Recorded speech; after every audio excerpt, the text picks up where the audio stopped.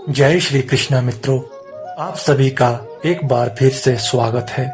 प्रिय मित्रों, आज जो कथा है वो बहुत ही धार्मिक है।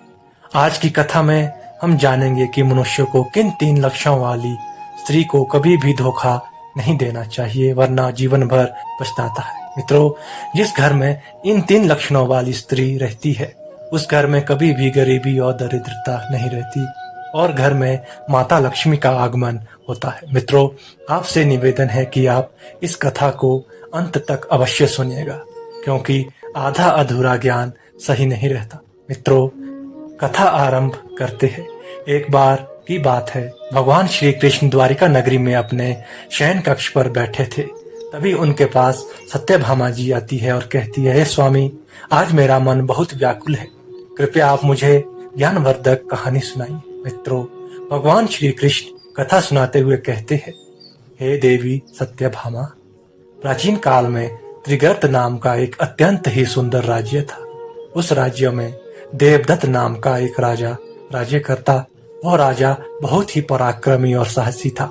उसने युद्ध कौशल में पारंगत हासिल की। उसकी प्रजा उससे बहुत खुश रहती थी। लेकिन राजा एक बात को लेकर हमेशा चिंतित रहता था कि उसके बाद उसका उत्तराधिकारी कौन होगा, क्योंकि उस राजा की कोई संतान नहीं थी। इस बात से राजा देवदत्त बहुत उदास रहता था। उसके विवाह को कई साल बीत चुके थे, किंतु उसे संतान सुख अभी तक नहीं था। एक दिन राजा देवदत्त अपने कक्ष में उदास बैठा था और मन ही मन अपने आप को कोस रहा था कि हे भगवान, मैंने ऐसा क्या पाप किया जिसके कारण ऐसी सजा मुझे चुकानी पड़ रही है।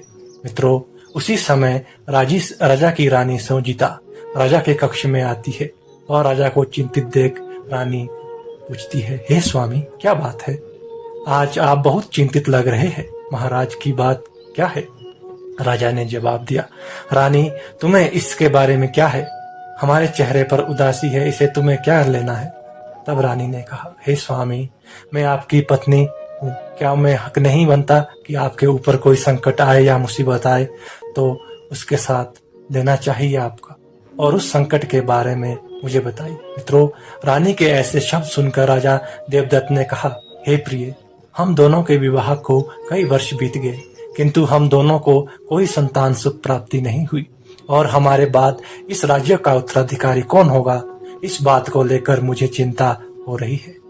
प्रिय मित्रों, आगे भगवान श्री कृष्ण कहते हैं, हे देवी सत्यभामा, अपने पति के यह शब्द सुनकर के रानी संगीता अपने पति को खुश करने के लिए वहां पर राजा से झूठ कहती है, हे स्वामी, आपके चेहरे पर उदासी है तो मैं खुशी का समय है।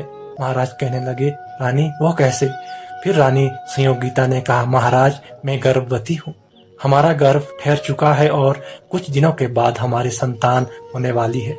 रानी संयोगिता के मुख से यह शब्द सुनकर राजा देवदत्त बहुत प्रसन्न हुआ, मानो उसे रानी की बात पर यकीन ही नहीं हो रहा। उसने कहा, हे प्रिय, क्या तुम सत्य कह रही हो? मित्रों, रानी संयोगिता ने कहा, महाराज, मैं झूठ नहीं बोल रही हूँ, मैं सच में गर्भवती हूँ। कुछ दिन बाद आप पिता बनने वाले हैं और ऐसे समय में आपके चेहरे पर उदासी ठीक नहीं। अब राजा को यकीन हो गया कि उसकी रानी सत्य कह रही है। उसने इस खुशी में राजमहल में भव्य समारोह किया, सारे नगरवासियों को निमंत्रण दिया।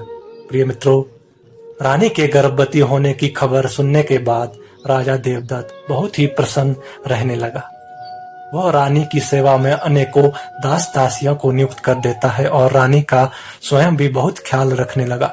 मित्रों, आगे भगवान श्री कृष्ण कहते हैं, हे देवी सत्यभामा, रानी संयोगिता ने राजा देवदत्त को उस समय दुख से बाहर निकालने के लिए यह झूठ बोल दिया था, लेकिन वास्तव में उसके गर्भ में कोई भी गर्भ नहीं ठहरा था और ना ही वो गर्भवती थी।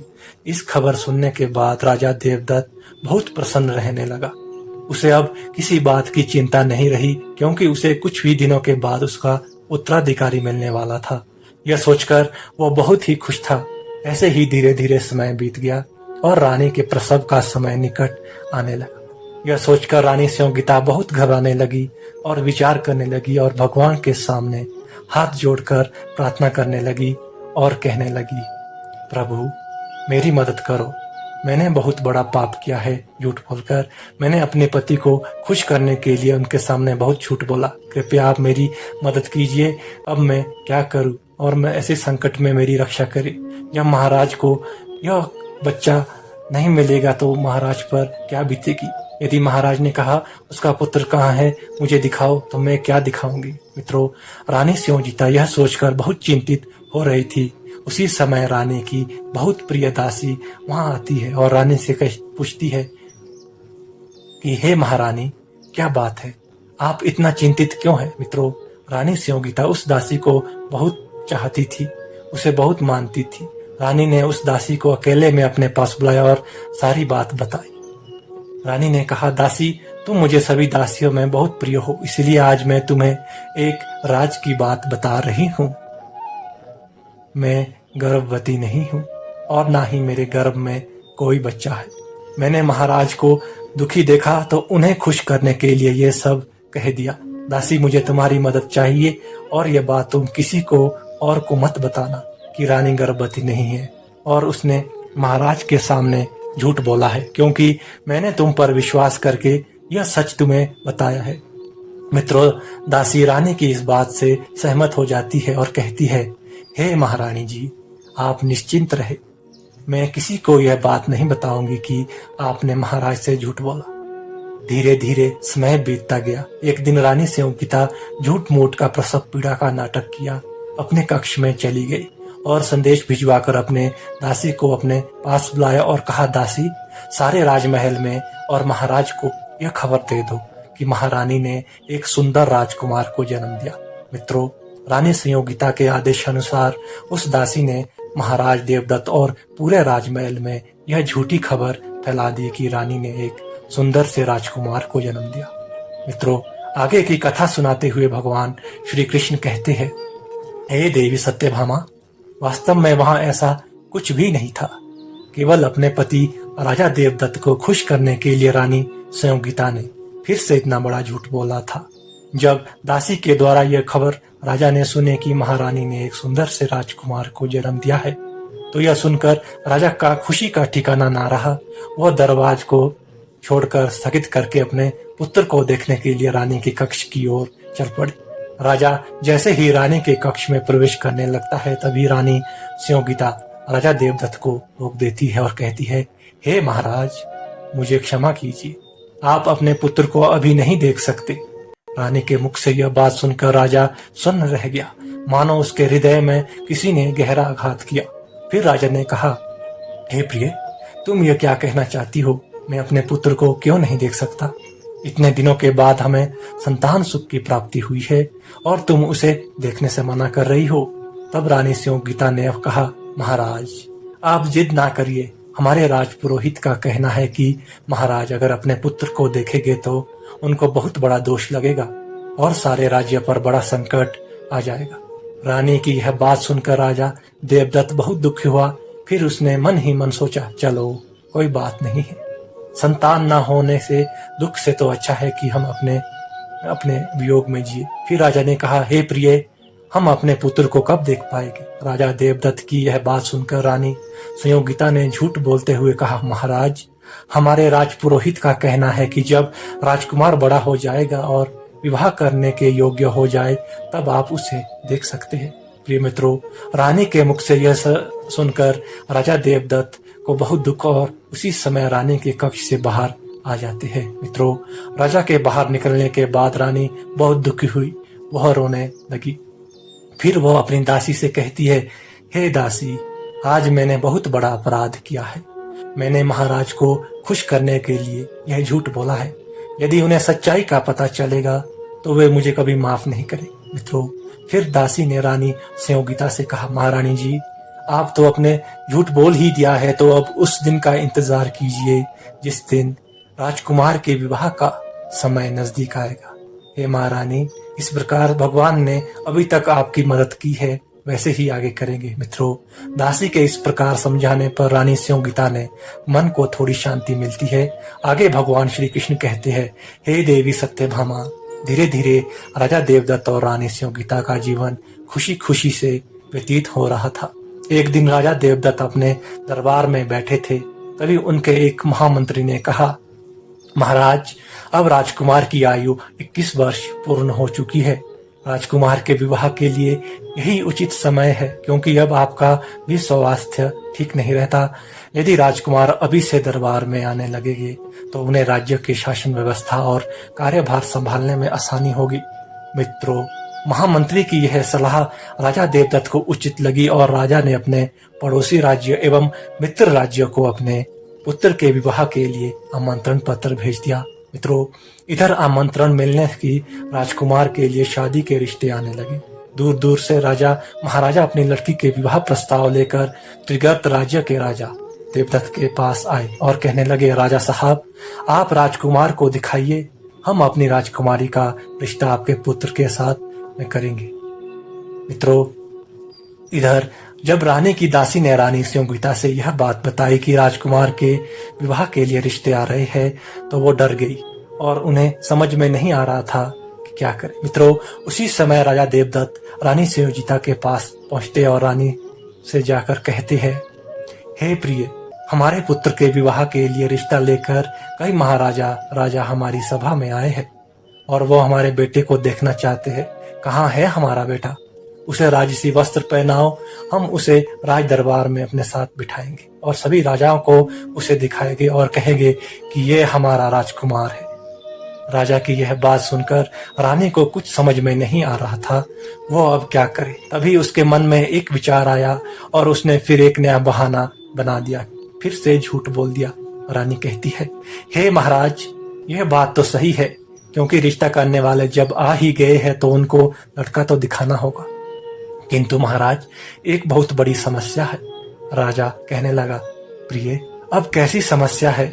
महाराज, रानी ने कहा, मुझे क्षमा कीजिए, मेरे राजपुरोहित से पूछा था। हमारे राजपुरोहित का कहना है कि राजकुमार को दरबार में नहीं ले जा सकते और ना ही किसी को दिखा सकते हैं।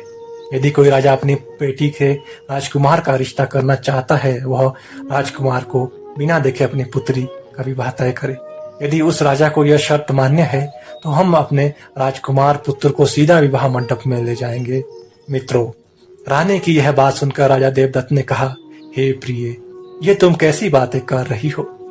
कोई पिता अपनी पुत्री का विवाह हमारे पुत्र को देखे बिना कैसे तय कर सकता है? यदि हमारे पुत्र में कोई कमी हुई तो वह राजा अपनी बेटी को क्या उत्तर देगा?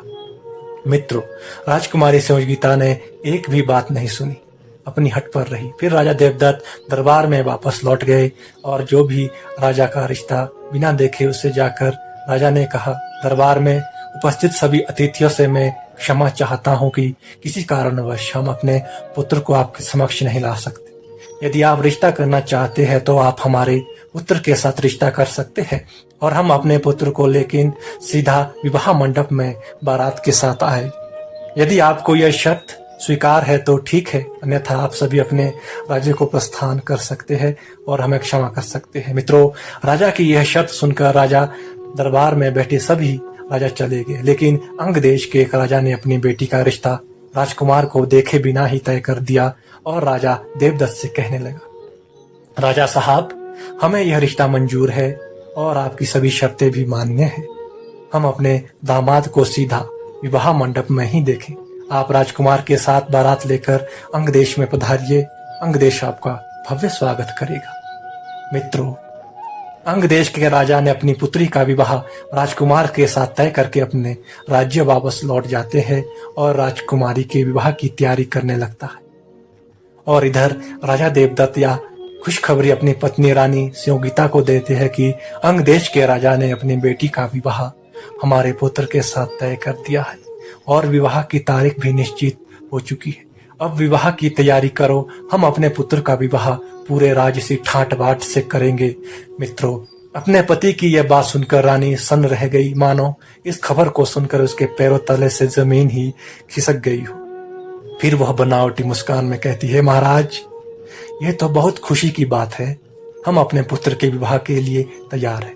हम अपने पुत्र के विवाह की तैयारी करते हैं।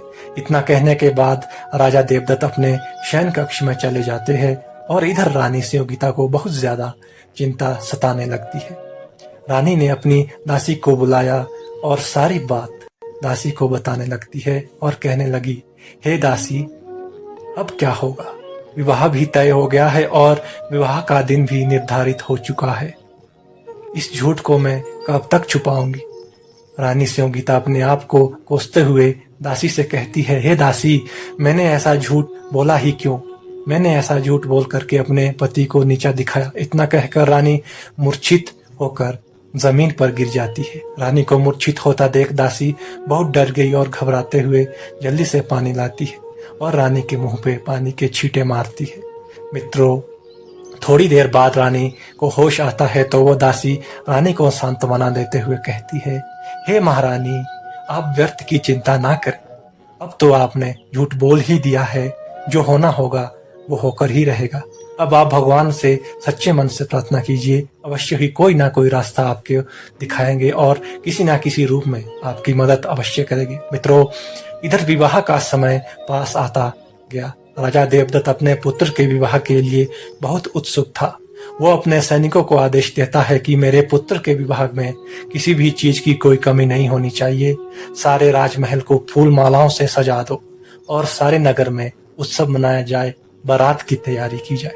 मित्रों, राजा के आदेशानुसार सभी कार्य पूरे हो गए तो राजा ने अपने एक सैनिक को आदेश दिया कि जाओ महारानी जी को मेरा यह संदेश देना कि बारात पूरी तरह से तैयार हो गई है।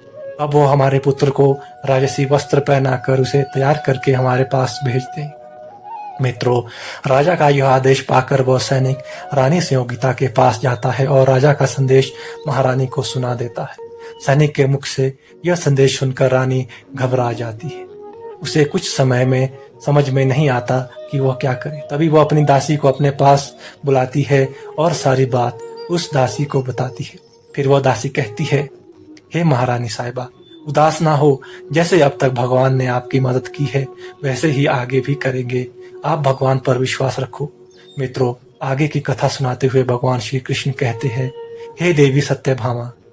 इस बार रानी संयोगिता ने धैर्य के साथ काम लिया।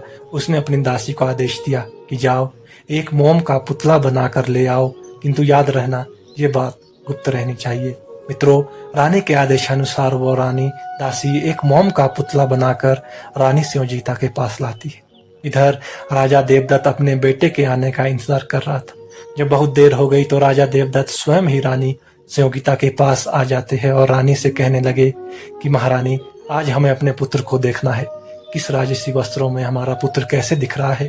प्रिय मित्रों, रानी ने राजा का यह कहकर फिर से हटा दिया कि हे महाराज, जैसे आप इतने दिनों तक रुके हैं वैसे ही कुछ दिन और रुक जाइए। यह कहकर रानी ने राजा देवदत्त को रोक दिया और बोली, महाराज, क्या पता हमारे पुत्र के साथ कुछ अनहोनी हो जाए, इसीलिए थोड़ी देर आप और रुक जाइए।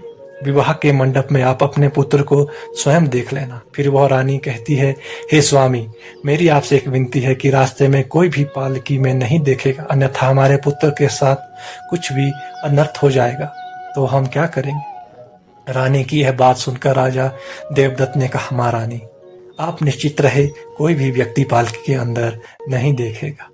इतना कहने के बाद राजा अपने दरबार की ओर चला जाता है और इधर रानी अपने दासी को आदेश देती है कि जल्दी से एक पालकी लेकर आओ। उस पालकी में इस मोम के पुतले के दूल्हे के वस्त्र पहनाकर बैठा दो और पालकी को बंद करवा दो और सबसे कह देना कि कहीं रास्ते में कोई नहीं देखेगा। यह पालकी सीधे विवाह मंडप में ही खुलेगी। प्रिय मित्रों, दासी ने उस मोम के पुतले को राजसी वस्त्र पहनाकर दूल्हा बना दिया और एक पालकी में बंद कर दिया। लेकिन पालकी के ऊपर से देखने पर वह मोम का दूल्हा थोड़ा सा दिख रहा था। मित्रों, आगे भगवान श्री कृष्ण कहते हैं, हे देवी सत्यभामा, उस दासी ने रानी की आज्ञा अनुसार सारा प्रबंध कर दिया और चारों का हार में यह बता दिया कि कोई भी रास्ते में इस पालकी को खोल नहीं सकता। यह महारानी का आदेश। यदि किसी ने रानी के आदेश का उल्लंघन किया तो उसे मृत्यु दंड दिया जाएगा। इतना कहने के बाद वह रानी संयोगिता के पास आ जाती है और वे चारों पालकी को लेकर उठाकर चलते हैं। मित्रों, इधर राजा देवदत्त सबको सूचना दे देता है कि हमारे राजकुमार की पालकी को रास्ते में कोई नहीं खोलेगा और ना ही उसके अंदर झांकने की कोशिश करेगा। प्रिय मित्रों, अब चारों प्रहरी हर पालकी को दोबारा से उठाते हैं और राजा देवदत्त बारात लेकर अंग देश की ओर चल देता है। मित्रों, अंग देश बहुत दूर था, इसीलिए चलते चलते सभी लोग थक चुके थे। तभी राजा ने सैनिकों को आदेश देते हुए कहा कि आज वट वृक्ष के नीचे कुछ देर विश्राम करे, उसके बाद आगे का सफर तय होगा। मित्रों, इधर रानी संयोगिता मन ही मन बहुत दुखी हो रही थी और भगवान के मंदिर में जाकर पूजा करने लगी और प्रार्थना करने लगी। हे प्रभु, आप मेरी मदद कीजिए। वो भगवान की पूजा करती है। मित्रों, फिर थोड़ी देर बाद वट वृक्ष के नीचे बैठकर सभी ने विश्राम किया और थके होने के कारण सबको नींद आ गई और सभी लोग उसी वट वृक्ष के नीचे गहरी निद्रा में सो गए। मित्रों, उसी वृक्ष की एक डाल पर मोर और मोरनी का जोड़ा रहता था। मोरनी ने जब पालकी में ऊपर से देखा तो उसे दूल्हे के स्थान पर एक मोम का पुतला था। यह देख मोरनी ने मोर से कहा, हे स्वामी, मनुष्य धोखेबाज और विश्वासघाती होता है। मोरनी की यह बात सुनकर मोर ने कहा, हे प्रिय, आज तुम मनुष्य के बारे में इतना भला बुरा क्यों कह रही हो, क्या बात है? फिर वह मोरनी कहती है, हे स्वामी, इस पालकी में दूल्हा नहीं है, ये किसी की बारात है जो बिना दूल्हे की बारात जा रही है, और जब बिना दूल्हे की बारात वहां पहुंचेगी तो इनका हाल क्या होगा और उस लड़की के पिता पर क्या बीतेगी। इतना बड़ा अनर्थ तो मैंने आज तक नहीं देखा। तब वह मोर कहने लगा, हे प्रिय, तुम्हारी बातों पर विश्वास नहीं हो रहा है, शायद हो सकता है तुम झूठ बोल रही हो। फिर मोरनी उस मोर को पालकी के ऊपर ले जाती है और कहती है, हे प्रिय, आप स्वयं ही देखिए कैसे दूल्हा बिना बारात के जा रहा है। इस पालकी में तो एक मोम का पुतला बनाकर उसे राजसी वस्त्र पहनाकर दूल्हा बनाया है। यह देख मोर को अपनी पत्नी मोरनी पर यकीन हो गया। यह सब देखकर वह आश्चर्यचकित हो गया। फिर जब मोर ने अपनी पत्नी मोरनी से कहा कि हे प्रिय, मैं आपसे कुछ कहना चाहता हूँ। मोरनी ने कहा, कहिए स्वामी, आप क्या कहना चाहते हैं?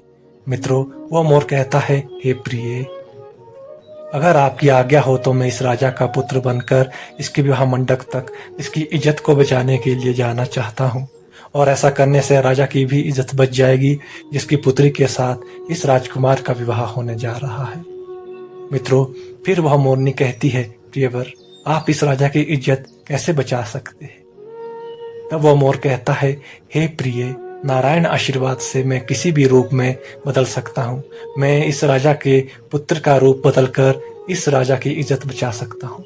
मोर की यह बात सुनकर वो मोरनी कहती है, हे प्रिय, आप पर पूरा भरोसा है और विश्वास भी है, लेकिन मुझे डर लगता है क्योंकि आप दूल्हा का वेश बना के उस राजा की बेटी से जब विवाह करेंगे तो आप उसके प्रेम जाल में फंस जाएंगे और हमको भूल जाएंगे। मोरनी की बात सुनकर के मोर कहने लगा, प्रिय, हम आप पर विश्वास कर रहे हैं, आप भी हम पर विश्वास करिए। आप हमारी पत्नी हैं और तुम्हें तो पता है कि हम तो मोर है, उसे कन्या का हमें क्या लेना। केवल हमें इस राजा की इज्जत बचानी है, बस इसीलिए मैं तुम्हारे जाने की अनुमति मांग रहा हूँ। तुम्हें पता है कि अगर मैं नहीं गया तो राजा के घर में बहुत बड़ा दुख आ जाएगा और कुछ भी घटना घटित हो सकती है। हो सकता है अपने पुत्र के दुख में राजा अपनी आत्महत्या कर ले। इसलिए मैं आपसे कह रहा हूँ, आप हमारी बात पर विश्वास करें, हम आपको कभी धोखा नहीं दे सकते। केवल कुछ दिन की तो बात है, उसके बाद मैं फिर से तुम्हारे पास आ जाऊंगा। मित्रों, आगे की कथा सुनाते हुए भगवान श्री कृष्ण कहते हैं, हे देवी सत्यभामा। उस मोरनी ने डरते हुए मोर की बात मान ली।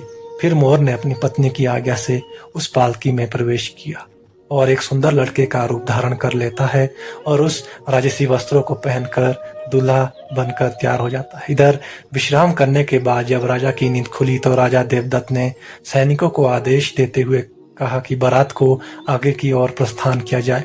राजा का आदेश पाकर चारों कह देते हैं। मित्रों, इधर वो मोरनी अपने पति से अलग होकर बहुत दुखी होती है और उसके आने की राह देखने लगती है।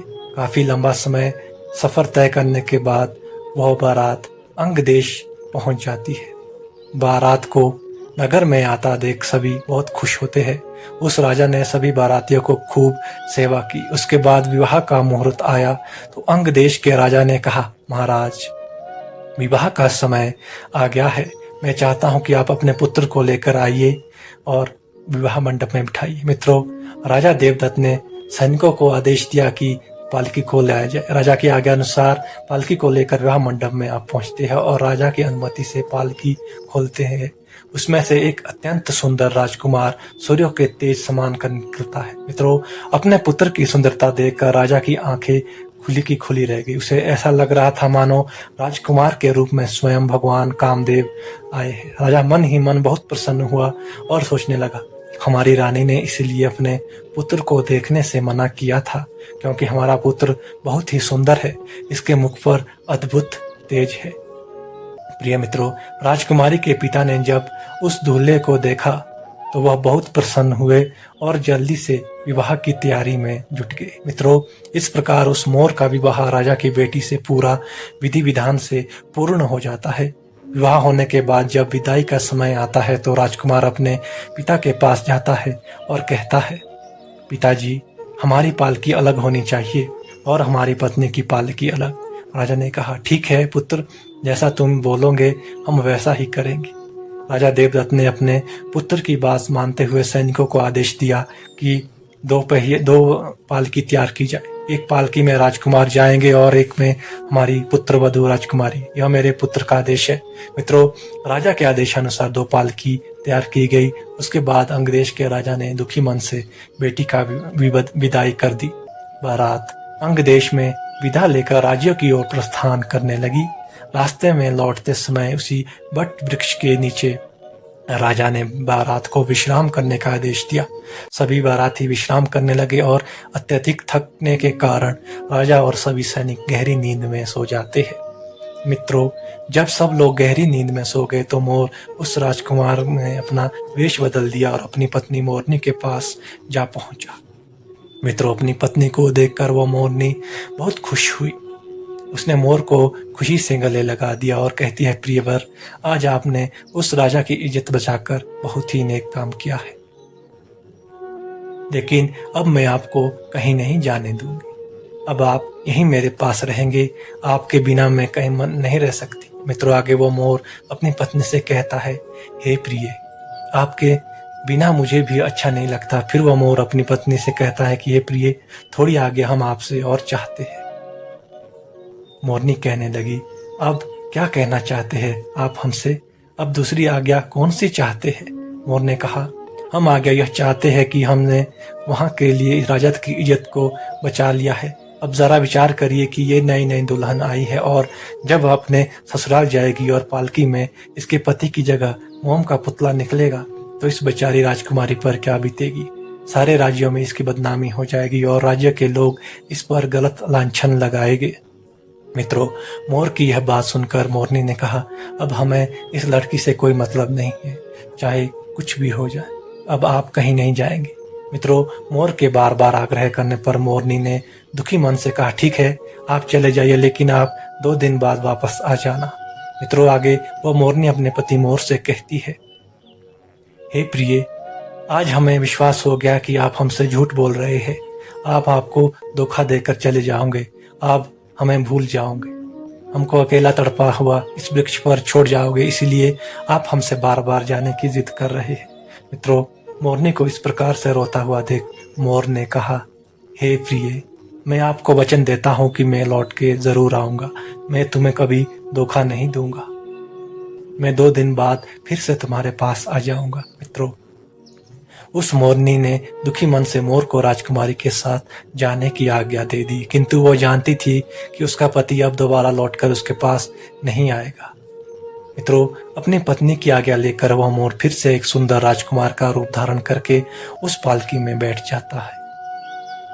मित्रों, थोड़ी देर बाद बारात वापस त्रिगर्त राज्यों में आ पहुंचती है।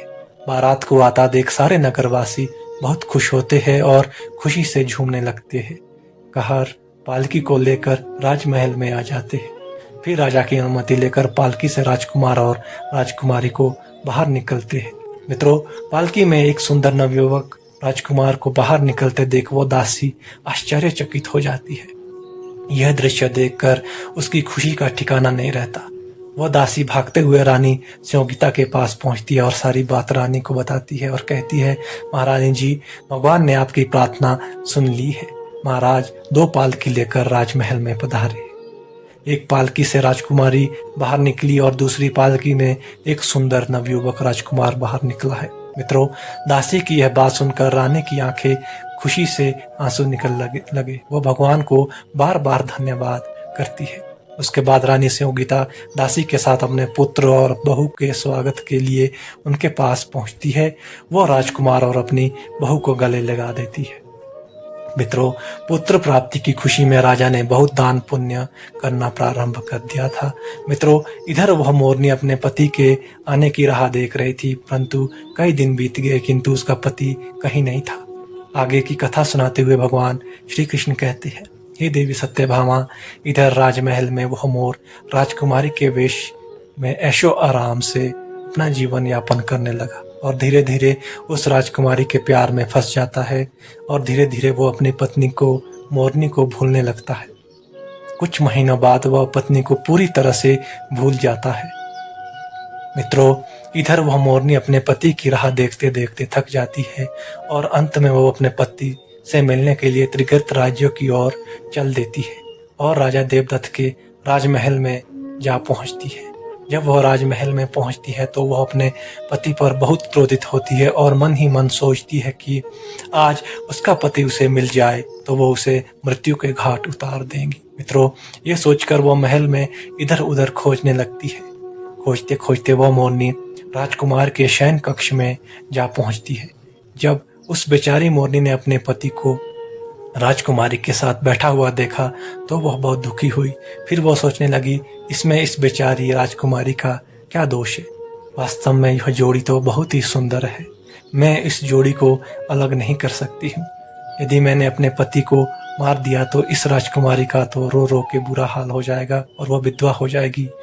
और मित्रों, आगे भगवान श्री कृष्ण कहते हैं, हे देवी सत्यभामा, वह बेचारी मोरनी यह सब दृश्य देखकर वापस उसी वट वृक्ष पर लौट जाती है और अपने पति के वियोग में बिना खाए पिए ही अपने प्राण त्याग देती है। आगे भगवान श्री कृष्ण कहते हैं, हे देवी सत्यभामा, मनुष्यों को इन 3 शुभ लक्षणों वाली स्त्री को कभी भी धोखा नहीं देना चाहिए और ना ही उनके साथ कभी विश्वासघात करना चाहिए। मित्रों, यह सुनकर देवी सत्यभामा कहती है, हे प्रभु, वे 3 भाग्यशाली स्त्री कौन सी है जिनके साथ कभी भी मनुष्य को धोखा नहीं करना चाहिए। मित्रों, आगे भगवान श्री कृष्ण देवी सत्यभामा से कहते हैं, हे देवी, जो स्त्री धैर्यवान होती है वही स्त्री अत्यंत भाग्यशाली होती है।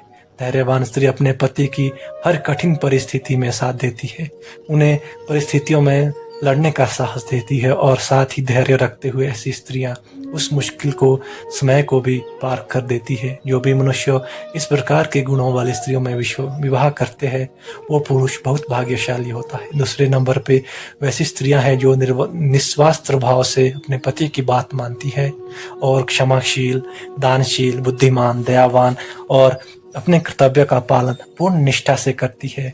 ऐसी स्त्रियां स्वयं माता लक्ष्मी का स्वरूप है। जिस घर में इस प्रकार की स्त्रियां रहती है, घर में कभी भी गरीबी नहीं आती। मनुष्य को इस प्रकार की स्त्री से सदैव प्रेम करना। वह चाहती है कि आप स्वस्थ रहे और आपको जीवन में कोई तकलीफ ना हो। आगे भगवान श्री कृष्ण कहते हैं, देवी, तीसरे नंबर पर वह स्त्री है जो पतिव्रता धर्म का पालन करती है। ऐसी स्त्रियां अत्यंत पवित्र होती है। हे देवी सत्यभामा, ऐसी स्त्री अपने पति के अलावा किसी पराये पुरुष के बारे में कभी मन में गलत विचार नहीं लाती। विवाह के बाद जो स्त्री अपने तन मन में केवल पति पर ही अपना सब कुछ न्यौछावर करती है, ऐसी गुणवान और भाग्यशाली स्त्री को कभी धोखा नहीं देना चाहिए। प्रिय मित्रों, इस प्रकार से आज की यह ज्ञान से परिपूर्ण कथा समाप्त हुई। आशा करते हैं आपने इस कथा के माध्यम से बहुत कुछ सीखा होगा। प्रिय मित्रों, आपको यह कथा अच्छी लगी हो तो कमेंट बॉक्स में सच्ची श्रद्धा से जय श्री कृष्णा अवश्य लिखे। वीडियो देखने के लिए धन्यवाद।